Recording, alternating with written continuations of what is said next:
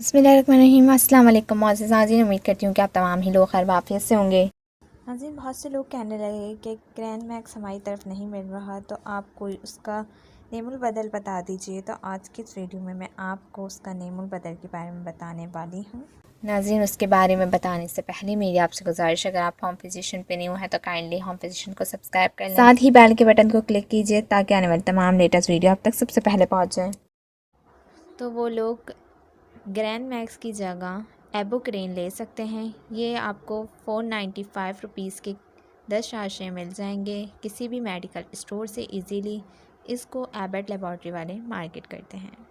नाज़रीन, ये grey max जो जैसा कि आप सभी लोग जानते हैं वो होता है यूरिन इन्फेक्शन, किडनी इन्फेक्शन, मसानों की पथरी के लिए, किडनी की पथरियों के लिए, अगर आपको पेशाब रुक रुक के आता है तो उसके लिए। इसके अलावा अगर आपके मसाने में सूजन हो गई है तो उसके लिए इस्तेमाल किया जाता है नाज़रीन। और अगर आपको सीना भी जलता है तो बहुत से डॉक्टर इसे तब भी देते हैं।